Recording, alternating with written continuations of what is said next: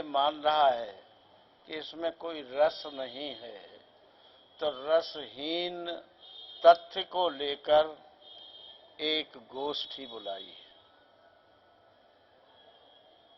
और इसीलिए ये छात्र छात्राएं अपनी चेयर पर रुक नहीं पा रहे। आज दुर्भाग्य है इस देश का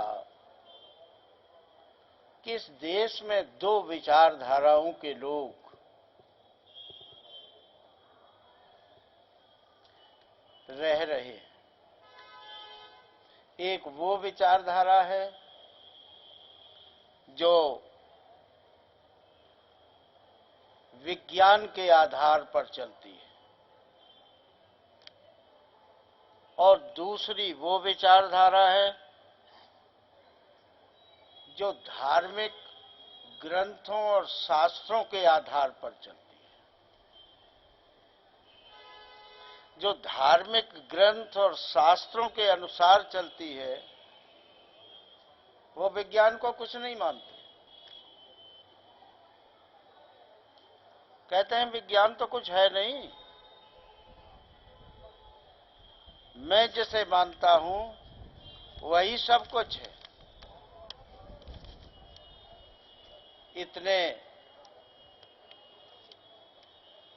उसके ऊपर विश्वास करके चलने वाले आज हम लोग उसी देश में हैं। मैं नाम तो नहीं लूंगा उन संतों का। कितना बड़े बड़े आश्रम और उन आश्रमों को चलाने वाले लाखों लाख अपने शिष्यों के बीच रहते थे। आज उनका क्या हश्र हो रहा है ये भी हम लोग सभी देख रहे हैं। मैं इसमें भी बहुत झंझावत में पड़ा रहा कि ये लाइन कौन सी अच्छी है, सच लाइन कौन है, विज्ञान या वेद पुराण शास्त्र।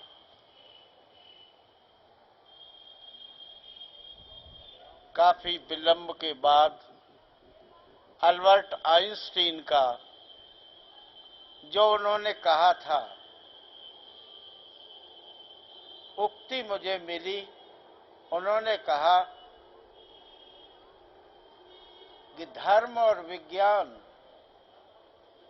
दोनों अंधे हैं। अगर एक अंधा है तो दूसरा लंगड़ा है, और वो हमारे यहां दोनों है, धर्म भी है विज्ञान भी है। और उन्होंने दोनों को नाकाबिल बता दिया कि एक अंधा है एक लंगड़ा है, तो अंधा वाला चल नहीं सकता, रास्ता नहीं दिखेगी उसे, और लंगड़ा यात्रा नहीं कर सकता। तो उन्होंने कहा कि जो धर्म है वो अंधा है, अपने गुरु को अपने आराध्य को सिर्फ मानता और सिर्फ उसी को मानता है। लेकिन विज्ञान लंगड़ा है, वो अपने उसी एरिया में रहता है। उसकी बात पड़ोसी से कहो जो जानता नहीं है विज्ञान के बारे में एबीसीडी भी, वो उसे कुछ मानेगा ही नहीं। ये तो पढ़ी लिखी बातें कर रहे हैं, अंग्रेजी की बातें कर रहे हैं, ये कोई बात नहीं। तो अल्बर्ट आइंस्टीन ने कहा था कि अगर अंधे के कंधे पर लंगड़े को बैठा दो तो लंगड़ा अपनी आंखों से नेत्रों से देखता हुआ रास्ता बताएगा, और लंगड़ा कंधे पर चूंकि बैठा होगा अंधा चलता जाएगा तो पूरी यात्रा तय हो जाएगी। आज हमको उसी मार्ग पर चलना है। कहीं कमी नहीं थी इस देश में।